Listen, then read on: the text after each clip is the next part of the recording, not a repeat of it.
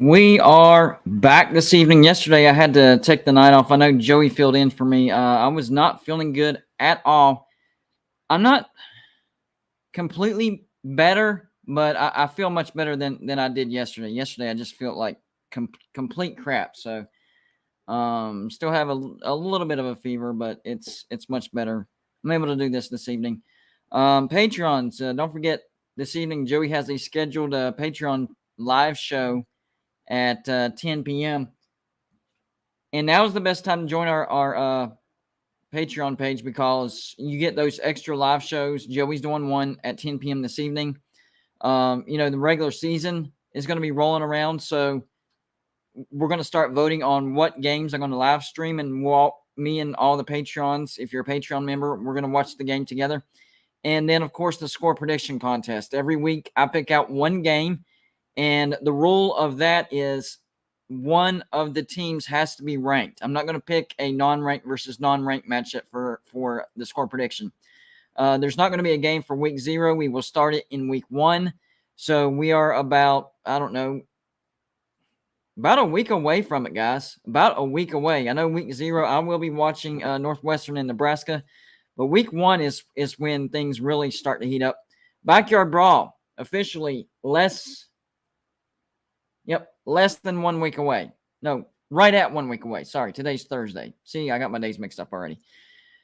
Exactly 1 week from right now, at this very moment, I will be at the Backyard Brawl in the first quarter watching West Virginia already taking it to Pitt.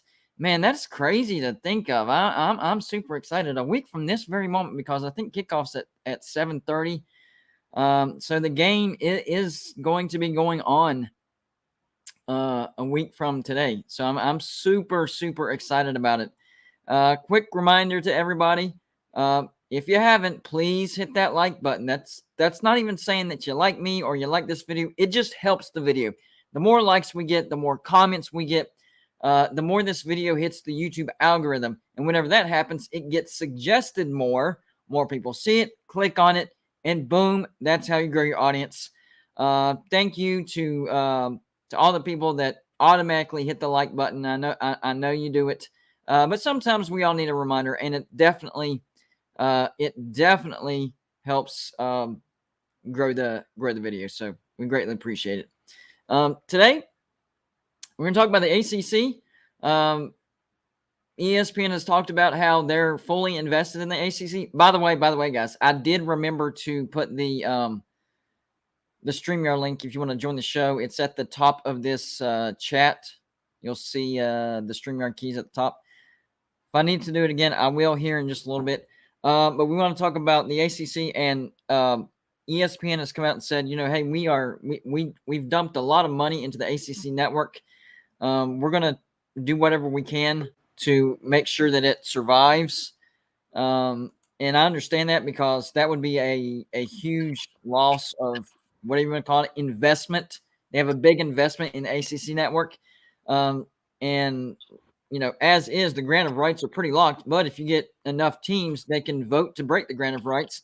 And the rumors that I heard today were that Notre Dame would be one of the teams that would vote to dissolve those grant of rights.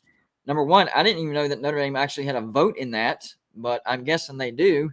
Number two, that bumps up to the number of people that can vote on that as far as going against it and breaking it up to 7.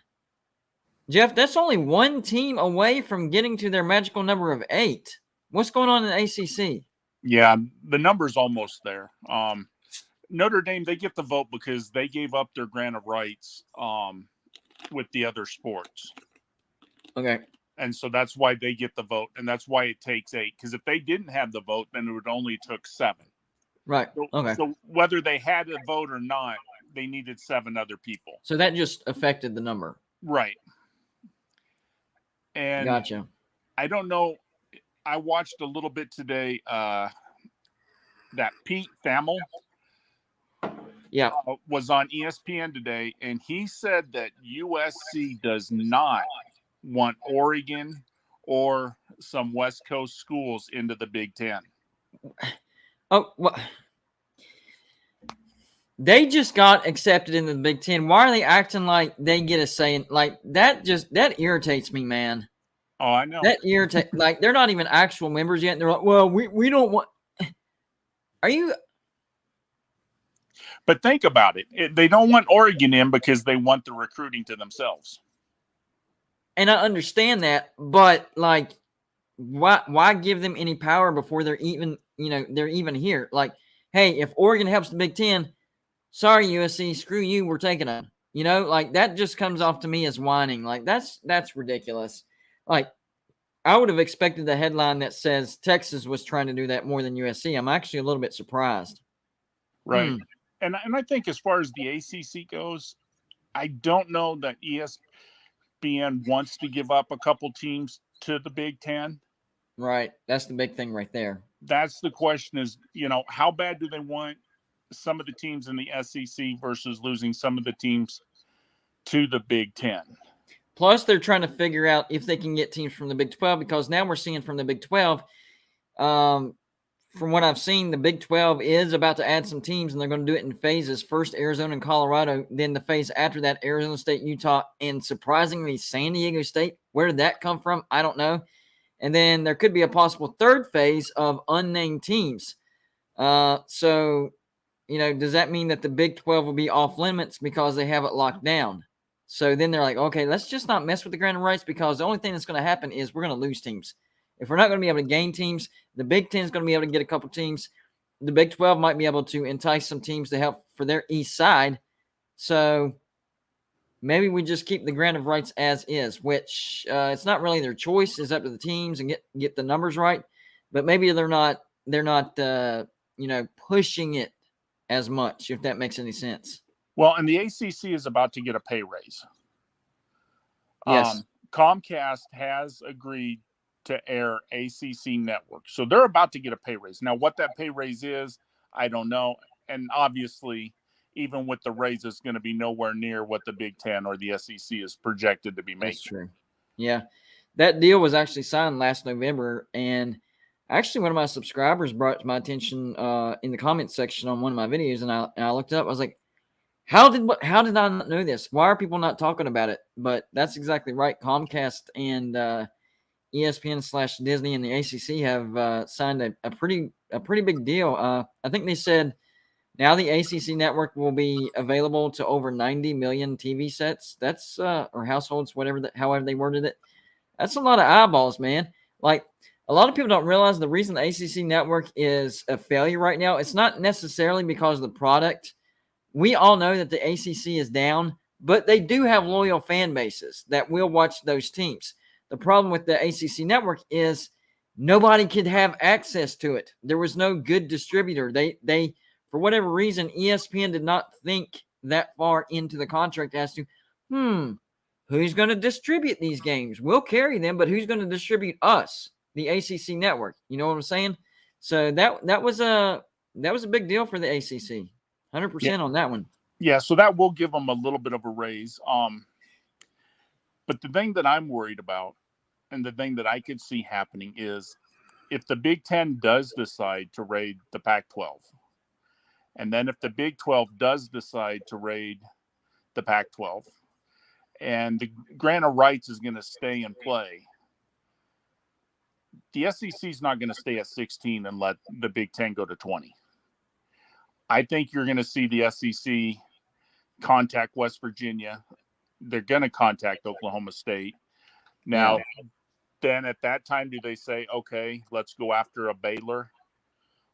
Let's go after, someone else to get to 20 also? Or do they just grab two teams and say, okay, we'll put our 18 against the Big Ten's 20 for 6 years, 8 years, and wait till the grant of rights comes down quite a bit. Yeah. And then we just buy the teams we want out. Yeah. I don't know what and I guess the thing that everybody's trying to figure out right now is one of these conferences is going to get picked apart. We're trying to figure out which one it's going to be, and that's why different scenarios pop up. Like, the Big 12 is going after the Four Corners, and the Big 10 is going after Oregon and Washington. This is the end of the Pac-12 now, and then we hear that the ACC, they're up to 7 teams that are about to vote to get rid of the grant of rights. If that happens, that'll get busted open. They get picked apart. Then there's the Big 12. They've already been picked apart twice. Somehow they're still surviving, but they're the ones that have the biggest bullseye on their butt. Who's the conference that's going to get picked apart? If you had to guess right now, out of the 3, who do you think is going to get picked apart first? I think it's probably going to be the Pac-12, unfortunately. I would agree with that. Now, on the flip side, though, I think whenever they do get picked apart, I think there will be like 4 teams remaining, and the Mountain West will want the Pac-12 to keep their affiliation with the Autonomous 5. So they'll probably just straight up merge with the Pac-12, and that'll be your new Pac-12. So the Pac-12 as we know it will get picked apart, but there will be a new Pac-12 via the Mountain West. Anybody in the comments section, if y'all have a question or a comment, or you want to make fun of me, some people like to. Best way to get our attention is that super chat button. It is that little $ sign that you see on the bottom right-hand corner, right under the comments section. Anything you put in that super chat will be put on the screen, will be read, and we'll answer it to the best of our ability, or we'll address the comment, and we'll read whatever troll you want to, throw this way. Trust me, it's happened many, many times. But regardless, we appreciate you supporting the show through Super Chat. So that's the best way to get involved through the chat section. You can always join the show via the StreamYard, which is at the top of the chat. Mayhem Matthew, buddy, I haven't got to talk to you in a while. What's going on, buddy? What's up? I just wanted to come on. The title of your thing is "Should the ACC Stay or Go?" Right? Yeah. The perfect song for that is "Darling, you got to let me know. Da-na-na-na. Should I stay or should I go?" That would have been perfect. Hold on, SEC Dog. Nobody's holding you hostage here. You can leave anytime you want. So stay in the comments section. Keep running your mouth, buddy. But yeah, that's a great song. That is a great song. I had forgotten about that, and it's crazy because whenever I wrote the title, since you said it, like that should have been going through my head, but it wasn't. That's a great take right there. Patrick in the background, we just need to see your face, make sure nothing funny's going on. Then you can turn your camera back on. There you go. All right, we got you. You can turn it back off if you want to. And add him to the stream. What's going on, Patrick? Hey, what's up? How you doing? Doing pretty well. So most of the time, whenever I bring a guest on, I usually know who they are, but I don't think I've brought you on yet. So what team are you repping tonight? Okay. Well, I went to George Mason, so that's my alum. But that's fine. I mean, that's fair. Yeah. So we don't have a football team, but 2006 Final Four, so I guess that counts. Yes, exactly. I remember that. That was a magical run. Yeah. Do you have a college football team that you pull for, even if you didn't go there? I mean, I've grown up in Maryland, so I guess the Terps and Navy. I guess Navy's fine. Navy's fine. Stick with Navy. Yeah. Go Navy. Yeah. We even got Jeff, who's a Go Navy guy. There you go. Yeah. But, So what do you think about all this craziness? So honestly, I've been going back and forth in my head about realignment, because a lot of this realignment that we're having right now kind of mirrors what we had a decade ago when the Big East fell apart and everything. Looking at what the ACC is in right now, I feel like one of the mistakes they did was they focused too much on basketball. I feel like they acquired schools who were really good at basketball but weren't really good at football. And so I feel like, had they gotten schools like West Virginia or Cincinnati, you know what I'm saying, within the conference, it could have maybe balanced things out. Because now, considering the Pac-12, they were kind of been declining football a lot. I mean, even though Clemson's been good, I don't think it's really been enough to kind of help pull the conference in the long run. If you kind of understand what I'm saying. So I think now what's going to happen, at least my view, if you saw a report from Brett Murphy said, he said I think 4 ACC schools would go to the SEC. Yeah. I think then the Big Ten would then try to get more ACC schools then. And I think what the ACC does is they'll take UConn, I think, because they were obviously a candidate 10 years ago, but it didn't work out. And I think then they probably take Memphis, Temple, South Florida, ECU, taking again from the Big East, because technically that is the successor of the Big East. So I think that's what's going to happen. Or maybe, the Big 12 and the ACC have a merger, But I think that's what's probably going to happen because, they've kind of focused too much on basketball a lot. I think had they taken, like I said, West Virginia, Cincinnati, schools that at least put more money into football and more success, I think the conference would have been a bit better off, so to speak, if you could try to see what I'm saying. Well, I'm going to just say this. I want to say this one thing, and then I'm going to go because I'm on 1% on my phone. But anyways, 1%. So, right. So, I do think the ACC is not going anywhere because, number one, you got Clemson. You got Miami that's on the rise, on the up and up.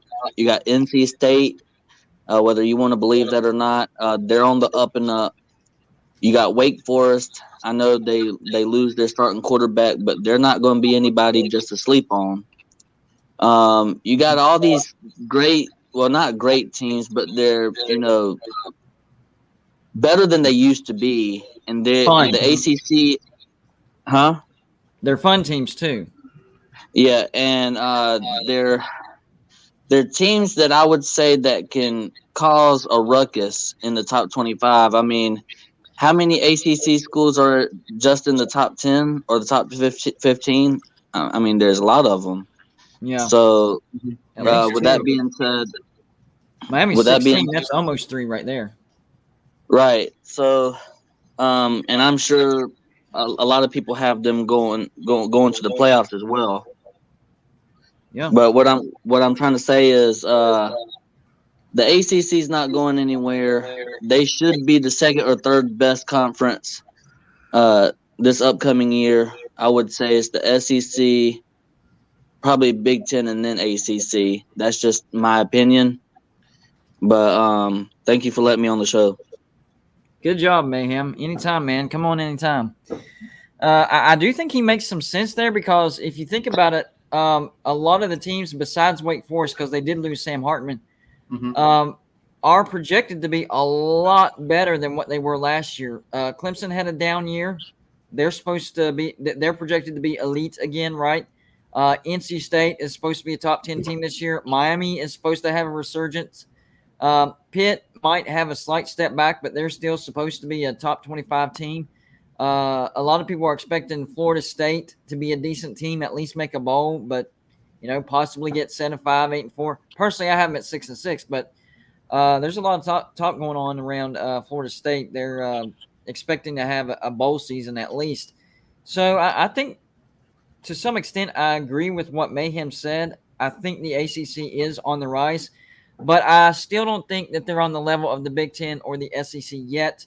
And I think it could be close between the ACC and the Big 12 as far as third best conference this year. It depends on if the Big 12 cannibalizes each other. If they can send a team to the playoff, kind of like the ACC with Clemson, then they might be the third strongest.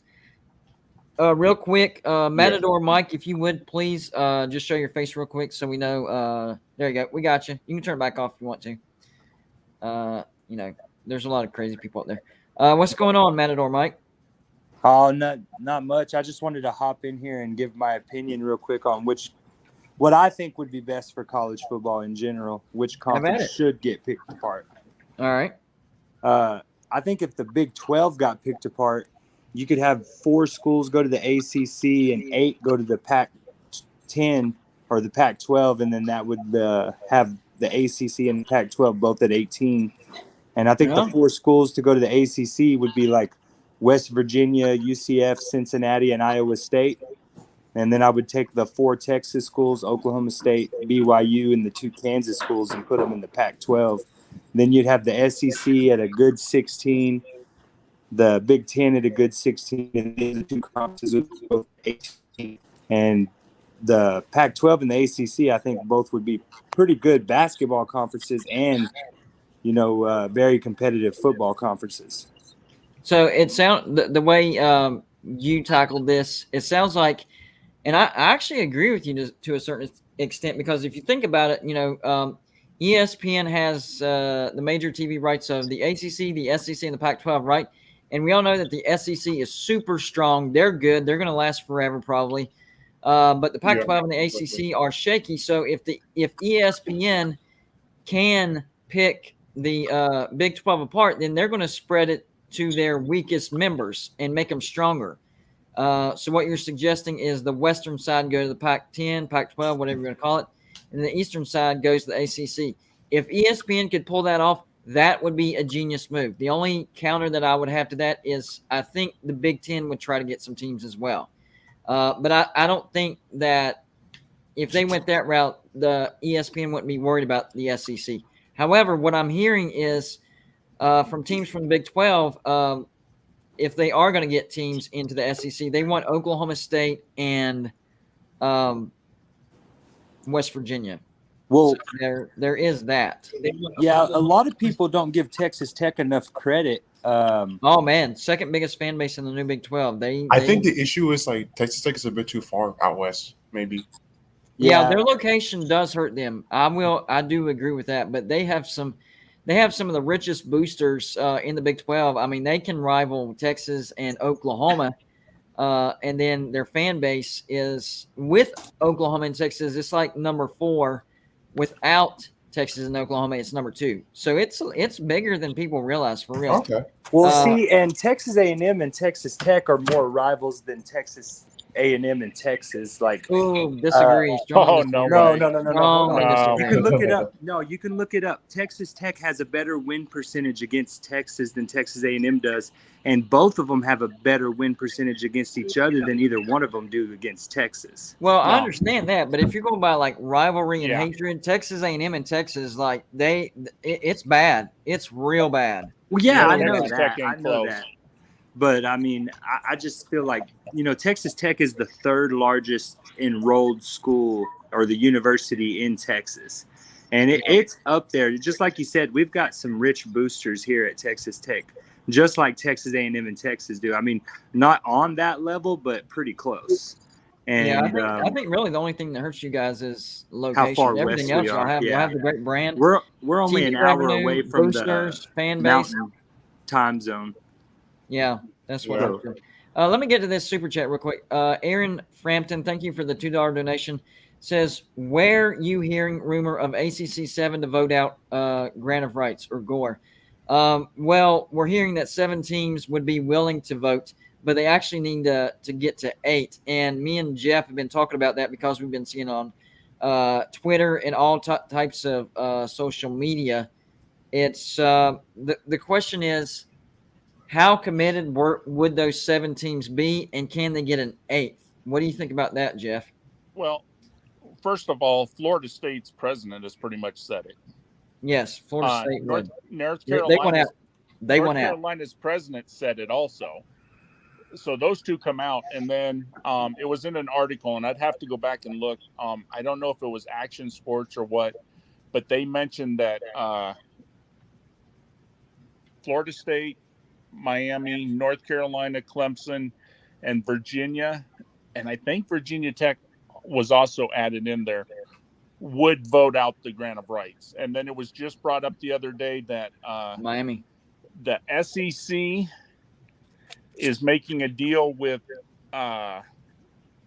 Notre Dame that they would keep the playoffs open and not to conferences if Notre Dame would vote the grant of rights out to help the SEC. So we're playing dirty boxing right now, huh?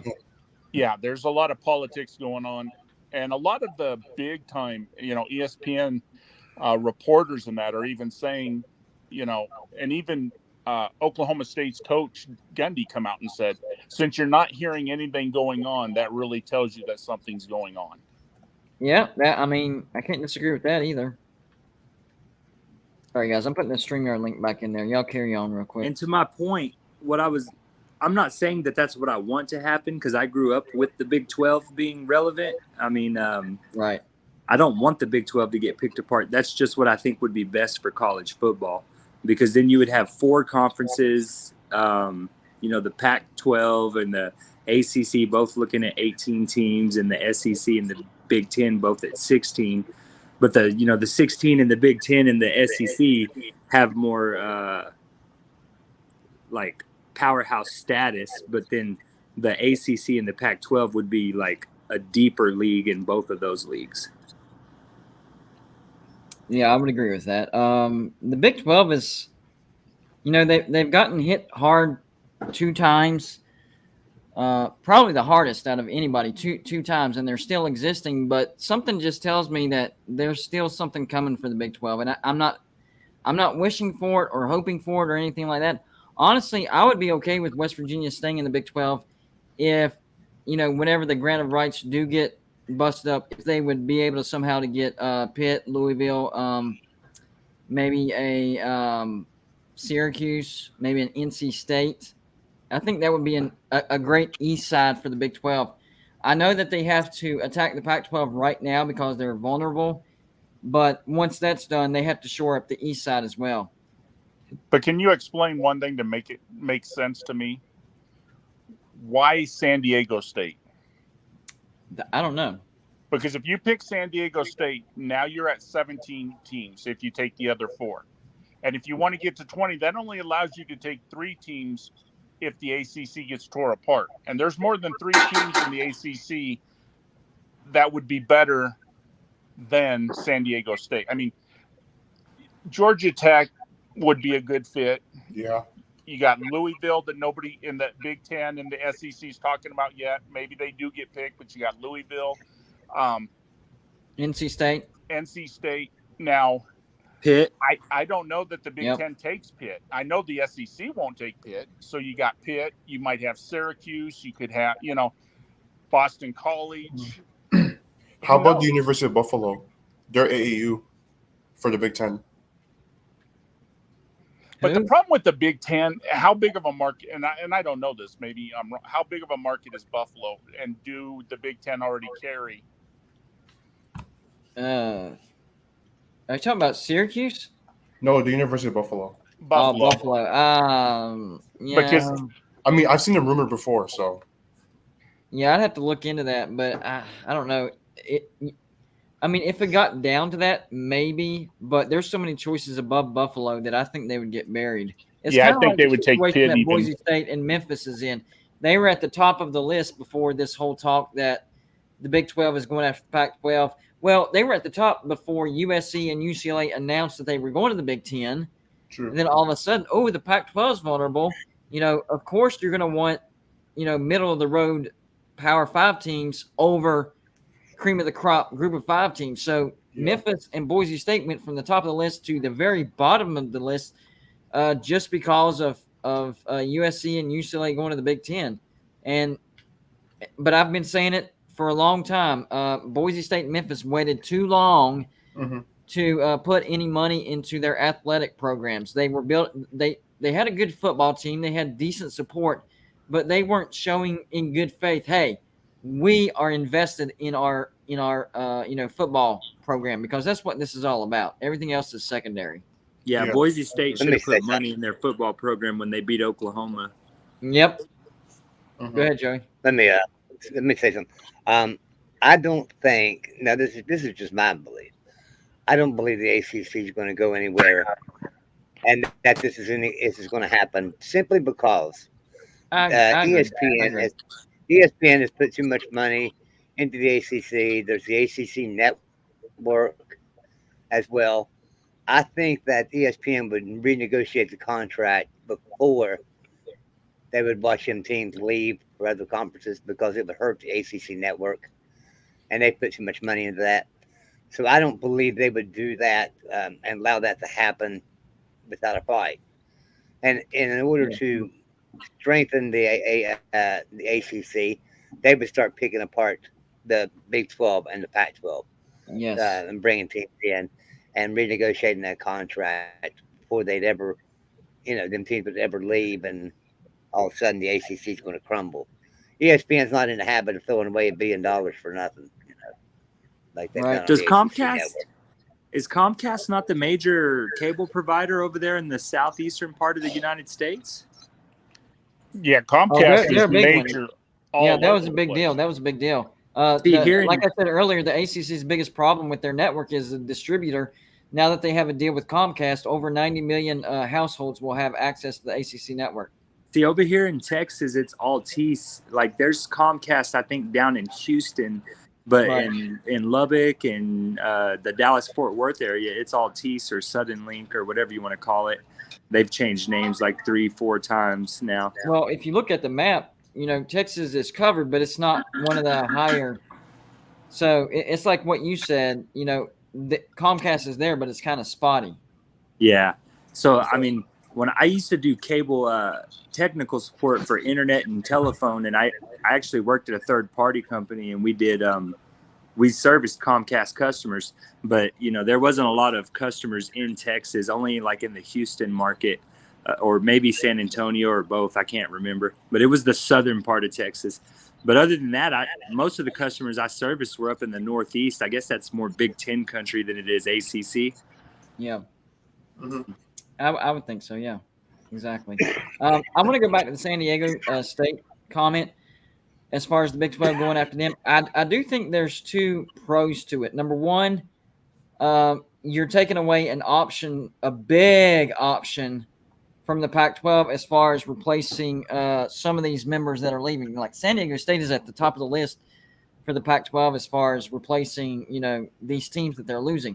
So you're hurting the Pac-12 by bringing in San Diego State, and then of course you're grabbing a pretty significant footprint in the state of California.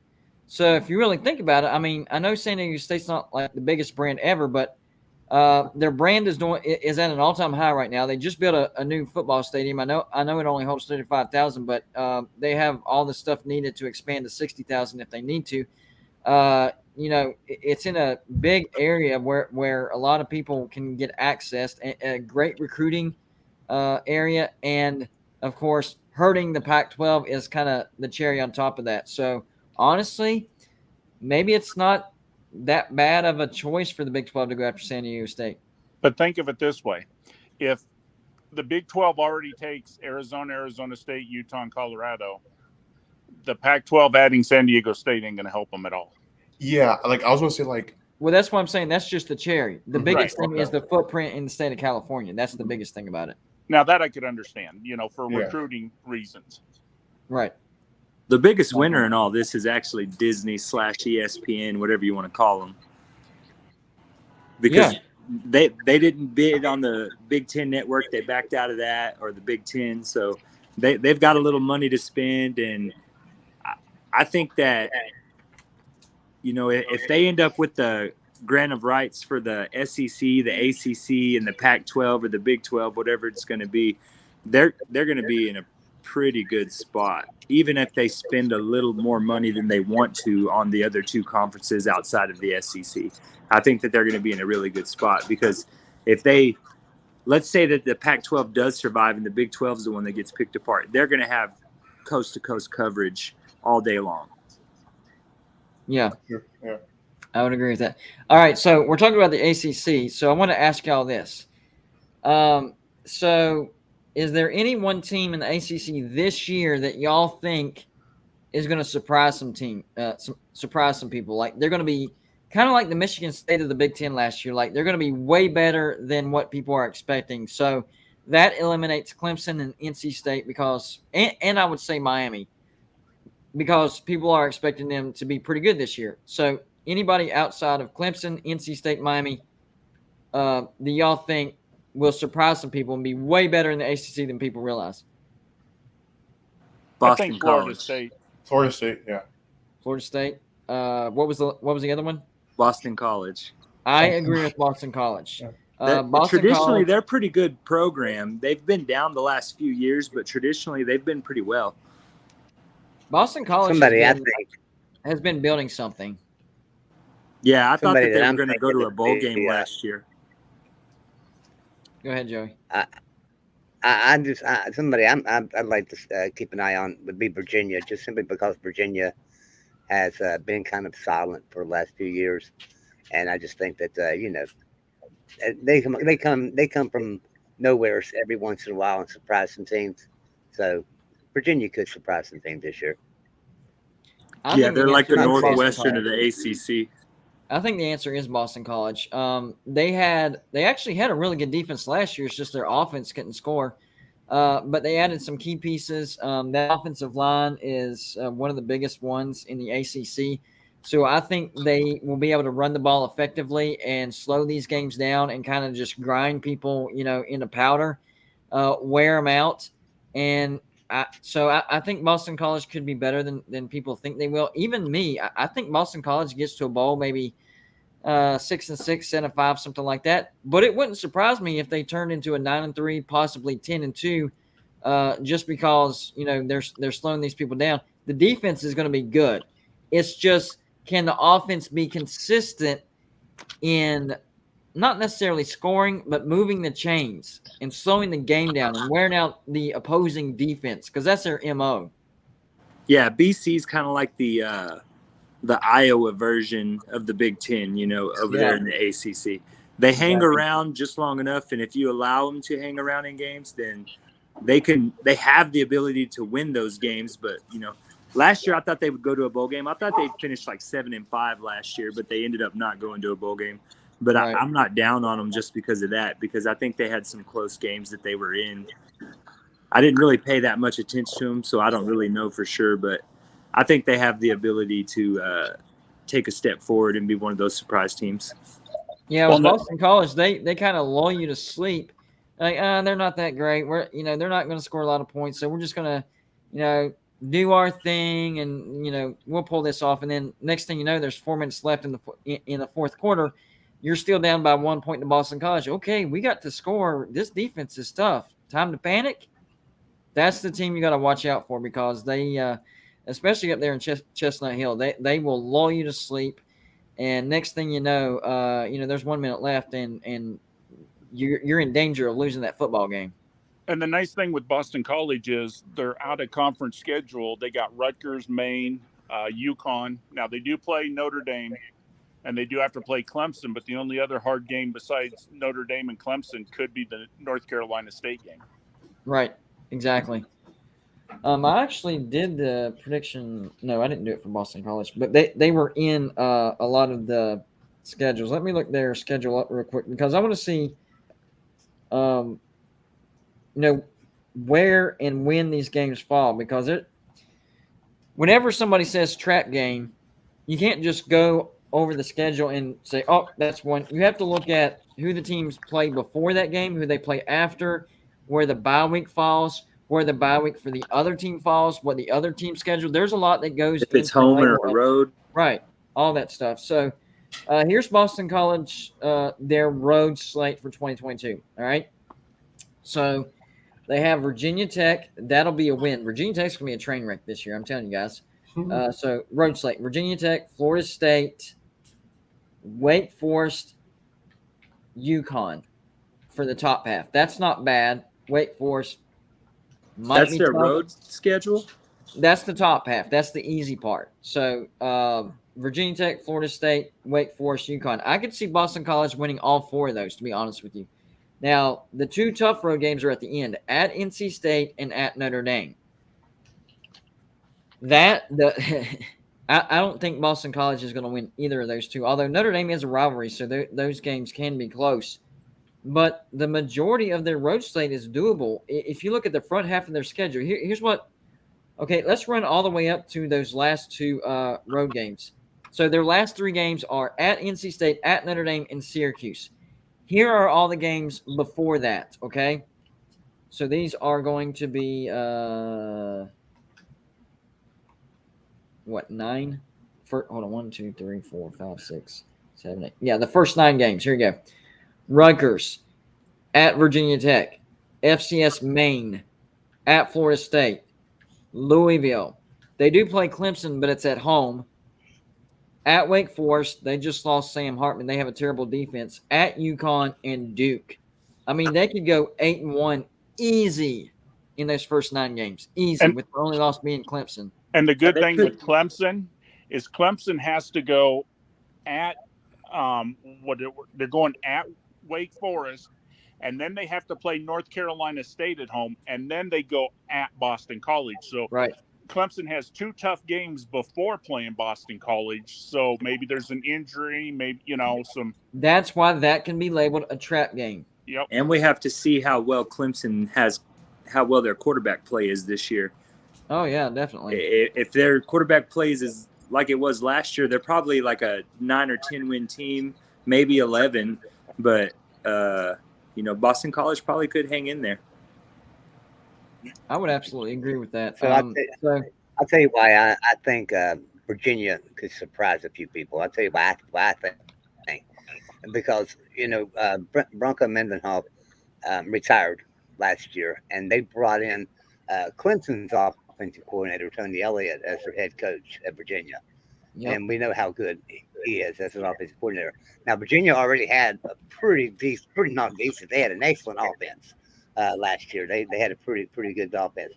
And they returned their quarterback and 4 wide receivers and a running back that are all very, very, very good. Their weakness is going to be left tackle and right tackle. Now, I think they've covered the right tackle. I think they brought in the transfer to cover right tackle. They never got their left tackle covered, so that's going to hurt them. But if they can find somebody to step up and take that, they've got a lot of veterans at the skill positions. And if they can just, block for that quarterback, he's a dual threat quarterback. So if they can block for him, they have a really good chance. What's his name? I'm trying to remember. Armstrong. Their quarterback's name's Armstrong. Well, check their schedule is doable. Their schedule is doable. Here's their schedule. They get FCS Richmond at Illinois. That's an important game. I think at Illinois is more important than people realize, because if they lose on the road to Illinois, that's going to hurt their mentality going down the stretch. But if they can get a win on the road to Illinois, they're set up nicely, because then after that they get Old Dominion at home, at Syracuse, which we all know that can be tough, but Syracuse is a bad team, at Duke, Louisville. Then they get their bye week at Georgia Tech. They get Miami, North Carolina, Pitt, and Coastal Carolina, 4 games in a row at home. So most of the tough teams they get, in fact, their toughest teams they get at home: Miami, North Carolina, Pitt, Coastal Carolina, all home, and then at Virginia Tech to finish the year. So their 2 toughest road tests at Illinois and at Syracuse. That's their toughest road games this year, guys. So that's why I say Illinois will be a pretty good team this year. You might be on to something. But that's why I'm worried about the Illinois game, because that's going to be a tough road game. Yeah, because that coach. And with Elliott coming up. Go ahead, Joey. I was saying, and with Elliott coming over from Clemson to take over that program, we all know how good of an offensive coordinator he is. So we all know how good of an offensive coordinator he is with elite athletes. We'll see how he is with Virginia athletes. Maybe in the future he can recruit similar to Clemson, but not right now. Yeah, but like I say, he's got some quality players there that have a lot of experience. He's got a senior laden receiving core and a senior quarterback. So, they've got a good chance, I believe. Gotcha. Who's going to be the biggest disappointment in the ACC this year, guys? North Carolina. North Carolina. So, hold on. Say that again. I think y'all said something at the same time. Oh, North Carolina. North Carolina State. NC State, Joey. Pitt. They're always a disappointment. Jeff? I think it'll be NC State because of the high expectations. I don't think they're going to have a terrible year, but with the expectations they have, I don't see them meeting them or even coming close. 100% agree. I'm going with NC State, and in my prediction, I actually have them going. I think it was 10-2 or 9-3, but I don't. That's what they should do.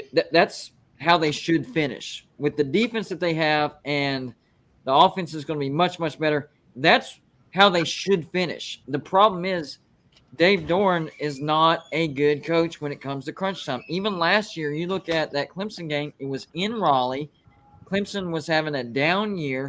NC State had the better team, And it still took everything NC State had and a couple of lucky bounces for them to take Clemson to overtime and then beat them in overtime. So I don't think he's a good coach whenever it comes to crunch time. So I think the answer absolutely could be NC State. They could end up being like a 7-5 team, and that's that would be that would be a huge letdown compared to expectations. I mean, their preseason ranked in the top 10, top 15 at least. Top 15, yeah. Yeah. So I agree with the. I'm sorry, I agree with the NC State pick, but I'll tell you another team too that is going to be pretty disappointing by their standards, and I believe that to be Florida State. Because Florida State's their standards are just so high down there that if they go 8-4, that's going to be disappointing for them. So. I understand what you're saying, but I think I'm going more like what the general public is expecting. I think most of us are expecting them to maybe get to a bowl 6-6, 7-5. So I mean, I don't know. Yeah, they've been down for a few years, so I think that the public's not having high expectation for them right now. But North Carolina State, I think that a lot of people are predicting them to beat Texas Tech, but I don't think so. Texas Tech has too many tall wide receivers, and that was really their weakness last year.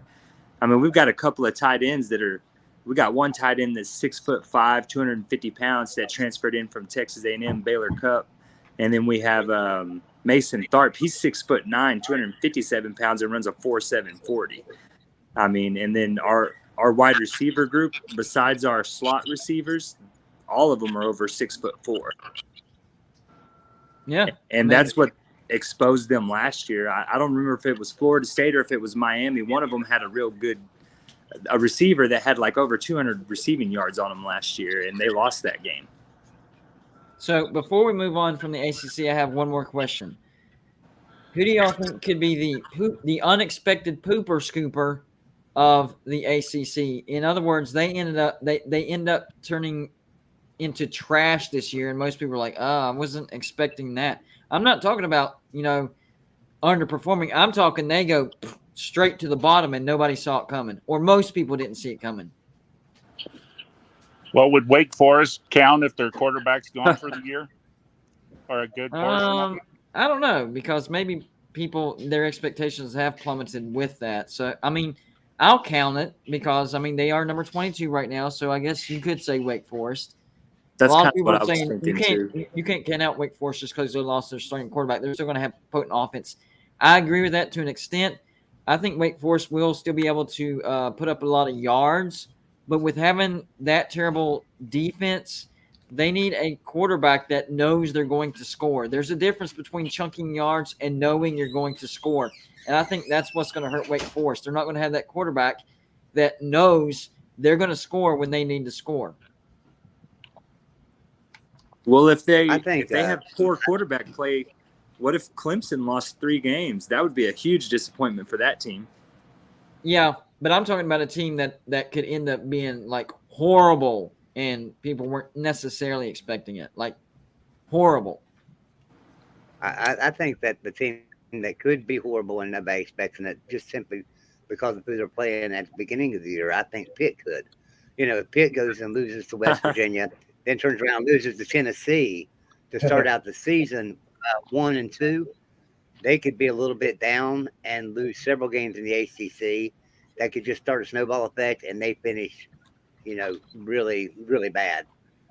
Not saying that's going to happen. 6-6. I think they're too good for that to happen, but that's a team that it could happen to.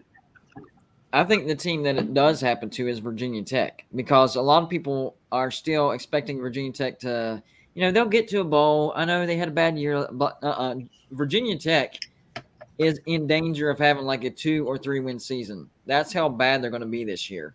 So my answer would be Virginia Tech. The only question I would have about that is, how many people are with me and think that could happen? Because if not, then maybe it is expected.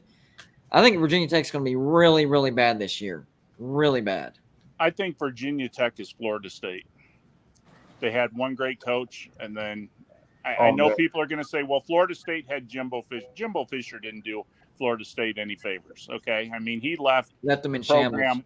worse, and I really think that when Beamer left, Virginia Tech has just fallen off the map. Yep. I would Yeah, agree. it's a shame too Yeah. because when Virginia Tech's good, they're a pretty good team. They're Oh, fun yeah. to watch when they're good, but yeah. Especially Lane Stadium. That place is very intimidating. How about Mario Cristobal's first season in Miami? They could disappoint. I mean, there seems to be some high expectations there. Yeah. They could go 5-7 definitely. or 6-6. I mean, But the two things that help them is they finished top transferred 10 in a in lot of transfer good portal. players. A lot of talent, and their schedule is very, very manageable. Very Yeah. manageable. So So I guess I expect Miami to have at least 8 wins this year, at least. week 3 will tell you if they're going to be good or not. How they play against Texas A&M. Yeah, definitely. That'll define. Yeah. That'll let you. I mean, if they get completely blown out, then you could see the wheels coming off. But if they play it close, or even win, That's a the winnable year's game, back. I think that's a winnable game. Oh, I think so too. Yeah, I think so. But All my right, let's- question is, if they win, does Jimbo Fisher really get the hot seat? Whew. I don't know. I think it should already be on the hot seat because the level of talent that he's been in, he's been mediocre at best. I mean, they got close to the playoffs in 2020, but that's it. He's an 8-4 coach. That's what he is. And you're paying Except him for that year $9.5 million for 8 wins. Except for 2013. That was the only year he wasn't an 2013, 8-4 yeah, coach. Florida State, yeah. Jameis Winston. Yeah. Is That Jimbo national Fisher championship drunk belongs out to there? Jameis Winston, not Jimbo Fisher. But all right, so let's jump on over to the SEC and we'll do the same questions over there. Team, and we're not going to go division. We're going to go entire conference. Team that's going to surprise a lot of people that maybe not everybody's talking about or is expecting to be good this year. I'll go Arkansas. Arkansas, but I do think Arkansas is on the radar. I do, but I don't think Yeah, anybody. I think they're going to finish second in the West. I really do. Nice. What about you, Mike? I'm liking. Joey, go ahead. Go ahead. Yeah. Okay. I'm liking Kentucky. I mean, I know some people are talking about Kentucky a little bit, but I really am liking Kentucky this year. I'm not saying that they're going to win the SEC by any rhyme or reason, but I do think they could make the SEC championship game. I think they have to pull off some really big upsets, including Georgia. But I think there's possibilities. So I just think Kentucky is my biggest surprise team of the year. So That's not bad. I would say Mississippi State because Mississippi State, I would say, I think Mississippi State has the second best quarterback in the SEC West behind Bryce Young.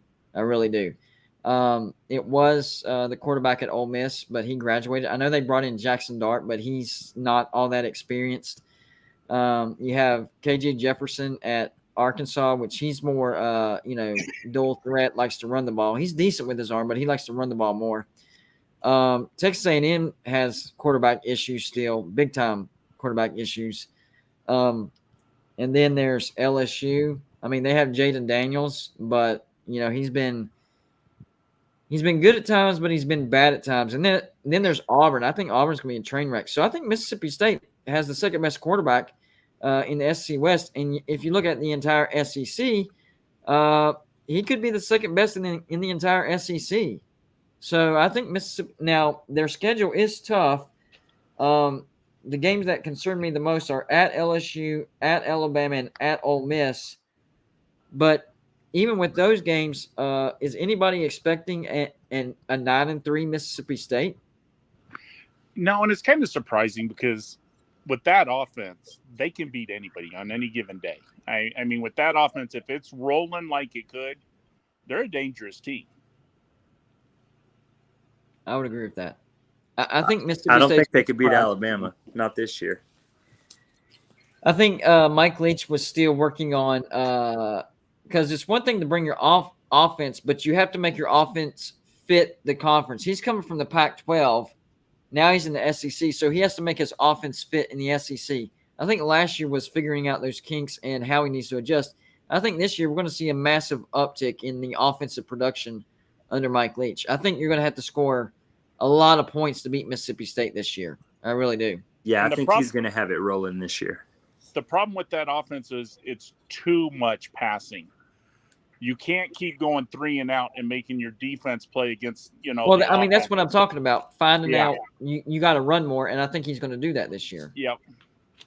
And as far as Kentucky, with Joey saying, I'm all on board with Kentucky. My only concern with Kentucky, I think they actually beat Georgia.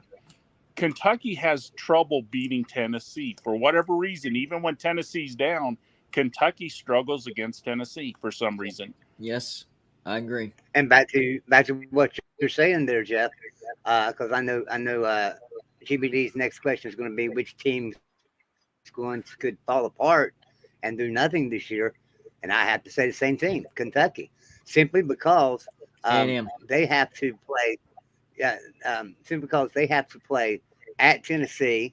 They are at Ole Miss. I'm trying to think of this off the top of my head. At Tennessee and at Ole Miss, at Missouri. Oh, and at Florida. They have to go to Florida. So that they could lose 3 of those 4 games.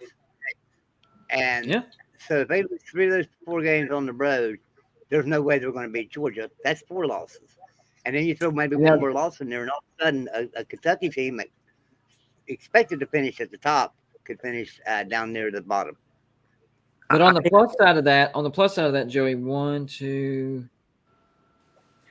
they only have 4 road games. So, I mean, you mentioned, all the road games, and they're tough except for Missouri, but that's it. Everybody else is a home game. So I think the season is definitely doable. I mean, you're going to have to go on the road and beat I think they'll beat Missouri on the road. So that leaves 1 game. Florida, definitely doable. Definitely doable. Ole Miss That's is the team doable. I was going to say I think could surprise some people. I think they're going to have good coaching. I know it's his first year there, but look at what he did at Louisiana Monroe with a lot less talent. That's true. And if he coaches up to his potential and the players receive that coaching well, they could surprise some people. I could see them finishing behind Georgia, 2nd place in that division. Yeah.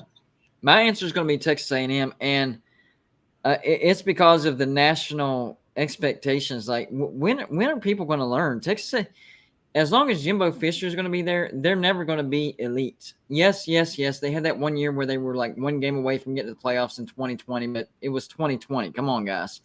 Other than that, he hasn't done all that much. He's had good seasons, but compared to the talent that he gets, it doesn't equal. Like, the wins that he's gotten doesn't equal the talent that he's gotten. He's trying to buy wins, and that's not how it works in college football. You have to be a good coach to get those wins. And I think this year, I think it's very possible that we could be looking at a 7-5 or 6-6 Texas A&M. Do I think it's going to happen? Probably not, but it wouldn't shock me. But it would shock everybody else that's expecting Texas A&M to be great. Well, and then again, if they lose to Miami right off the bat, in the 3rd week, that's going to put a lot of pressure on him. Yep. What about the team that could fall into the crapper out of nowhere? Well, do you consider Auburn good or bad? Bad. They're already there. Because I'm going to say they're going to have a terrible year this year. Auburn is. Yeah. They have a whole bunch of road games. And if you look at just expectations, I put Tennessee there. I don't see Tennessee back this year. I see them possibly next year. That's true. I think the one team that people's high on, and rightfully so, but because of their schedule, they could end up in the crapper. I think it's Arkansas. I know we've all been talking, nice and good about Arkansas, which I'm more on that side. But if you look at their schedule, it's very possible that Arkansas could have a bad season this year. If they have a sleeper here and there and things don't go their way, Arkansas has to play elite almost every single game because of their schedule. Well, and 3 of their first 5 games is home at South Carolina, on the road at Texas A&M, and at home against Alabama. In the first 5 weeks, you got those 3, plus your first game is against Cincinnati. Yeah. All right, so and I wanted to bring this up. So this is Arkansas schedule. I mean, it's out of conference. Cincinnati. I know it's a home game, but that's still out of conference. Tough. Then you get South Carolina at home, FCS Missouri State, Texas A&M in Arlington. So that's a neutral. You do get Alabama at home. Then on the road to Mississippi State, on the road to BYU. Maybe their easiest road game is at Auburn. Then you get Liberty, LSU, Ole Miss, and at Missouri. That is tough. Yeah, that's a tough I schedule. know some of the a lot of the tough games are at home, but they're still tough. I mean, Alabama, LSU, Ole Miss, not LSU, Ole Miss, even South Carolina at the beginning of the year. If South Carolina can pull off an upset against Arkansas at the beginning of the year, that could definitely ruin Arkansas' season. I think that is a very important game for Arkansas because they're expecting to win that. But I think I don't think South Carolina is going to upset them, but I think they're good enough to upset them. And I if think that they're a happens, good team, but Arkansas that is going to have a bad schedule's season. just tough. Yeah. But the good I thing agree. for Arkansas, though, is they get Texas A&M the week after Texas A&M plays Miami, and they play Missouri State the week before, so they're going to be better rested. Guys, I'm going to wrap this up. I just wanted to do a quick live show. I'm still not feeling great, but I wanted to still do one. But Joey is going to be going live at 10 o'clock on the Patreon page. If you're not a Patreon member, you can join for as low as $2 a month, and boom, you have access to those live shows.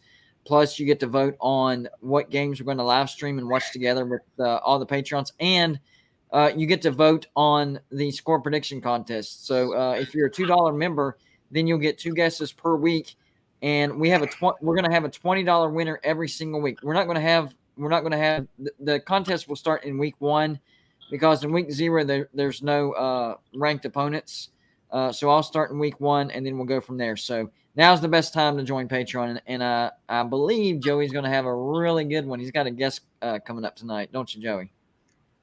Yeah, I've got some good guests scheduled lined up to come in there tonight, and some of them can only stay a few minutes, some of them can stay the whole show. So, you guys come on over and we'll have some fun. I'll put the StreamYard link down in the chat after the show started for a little bit. You guys can join us and ask some questions, and we might have a few guests on there that you want to ask some questions too. So be sure and join us over there. All right. So as usual, we will do our last word for everybody before we get out of here. So first, I'm going to start with Matador Mike. You can talk about your team. You can talk about college football. Whatever you want, as long as it has something to do with college football. What is your last word of the day, sir? Well, I'm just excited that college football is right around the corner, honestly. Oh, yes. I think Texas Tech's going to be better than people think. I think they're going to make a bowl game. I think they'll win 8 games if they win their bowl game, or maybe even 9. Other than that, I just hope that you're feeling better, GBD. Kind of sucked that you weren't on the show yesterday, but hopefully you get to feeling better. But that's all I got to say. Good job, buddy. I appreciate that. And I'm feeling a little bit better, just still not 100% yet, but we're getting there. There you good go. job, buddy. Good job, All right, buddy. thanks for having me on. No problem. Come on anytime. We'll go to Jeff. What is your last word of the day? I believe that Saturday, if Nebraska loses to Northwestern, I don't know how far into the season Scott Frost is going to make it. Yeah, I think he's – if they lose Northwestern, I think he's done. Look, I want to address one thing in the comment section. Salt of the Earth says, as much money that you have, you should give $50. Joey, who all do you know that runs contests that gives out any money? Yeah, not very many at all. No, I don't know of any really. There might be 1 or 2 that does $10 or $15 a week. You have to realize that if you're doing $20 a week, some months that's $100 a month. And Patreon members, for the most part, most of our Patreon members are just $2 a month members, $2 a month. So And what have I said? Whenever the Patreon page grows, the jackpot will grow too. So we got you covered. Yeah. So don't try to call me out like that. That's bull crap. Yeah. Bull crap. Well, and not only that, but you guys also you give away a helmet. You guys also give away, other stuff. Yeah. And yeah, I mean, I belong to. I'm a Patreon to a few places, and let me tell you what, I go to their shows and they don't offer anything. Yeah, we try to give Right. back because we know you're supporting us, so we try to reward that. Exactly. Well, hey, you get better, Chris, and I'll see you guys later in Joey's show. Thanks, Jeff. All right, Jeff. We'll see you tomorrow, buddy. Bye. Jeff, I'll email you the All link, buddy. He's out. So I really don't have a last word today other than why don't you address that super chat on the screen? What the Florida man, Florida He's Gator still man, the I one that thought we thinks that Randy Moss went to West Virginia, I think. We appreciate your $2 donation. Milan Puskar will be renamed Randy Moss. He didn't even go to West Virginia, so that will never happen. I don't know why he gets that. Unless he Yeah, and- decides and- for whatever reason to donate like, $50 million to West Virginia. I guess it could happen that way, but he doesn't like West I doubt Virginia that's University. He went to Marshall. Right. I mean, he went to Florida State, and when he got put off the team at Florida State, he didn't have any interest in coming to West Virginia, and he went to Marshall. Not that he wouldn't Marshall have made has the a team chance to beat that Bama first this year year. because of the trouble. Marshall has Oh a chance to my beat Bama this year. Okay. Well, there's no I need feel, to I even feel like talk we're still about running, that. I feel like we're still running that video for the YouTube Has Talent show. There we go. Yeah. All right. Listen, now everybody join me Yeah. over in the Patreon page at 10 o'clock. We'll have a good show for you. We're going to have a lot of fun. We're going to talk some college football, get ready for kickoff this weekend, week 0. So you guys come on over and join in the conversation. And we'll see all of you later. All right, Joey. I know it's going to be a great show. Good job. All right, guys, we're going to wrap it up. Sorry I'm not at my 100% energy. Feeling better than I did yesterday, but still not quite 100%. Appreciate everybody that stopped by and watched the live show. Everybody that commented, hit the like button. And don't forget to hit the like button on the way out. Even though it's not going to be live anymore, it still helps to get us views. So we would greatly appreciate you hitting the like button. Florida Gator, another $2 donation, says Bama is spying on Marshall for tactics. Not if they want to continue to win national championships. I guarantee you that. And everybody that joined me through StreamYard, appreciate everybody that supports the channel. And if you're not a Patreon member, even if you only join for a few months, now is the time to do it. If you only join for the score prediction contest, that's fine. Some people do that, but now's the time to do that. And then when the season's over, you can unjoin or whatever. But $20 a week, we're giving away to the winners. So if you're good at guessing scores, you could win yourself a lot of money. So I want to make this clear for that contest. Everybody will be paid on the same exact date. It's going to be the last month of every month. So if you win 2 times in last week of every month, So if you win 2 times, you will be paid $40 on that date. If you win all 4 times, you'll get the $80 on that one day. So there you go. David Z, thank you for the $2 donation. Iowa State. I guess he just wanted me to say Iowa State. But there you go, buddy. I said Iowa State. But guys, we'll be back tomorrow. I don't know what time, so make sure to hit the notifications because life happens, and I try to fit these live shows in wherever I can. I tried to schedule in the past. It just doesn't work. So hit the notifications. And if you're not subscribed yet, if you love college football, this is the channel for you. That's all we do every single day. So give her a try. Hit the subscribe button. That is actually free. And we would greatly appreciate that. Well past 10,000 subscribers. We're going to be eyeing 20,000 subscribers now. All right, guys, I'm getting out of here. Y'all have a great Thursday night. One more week until the Backyard Brawl. I can't wait. I'm excited.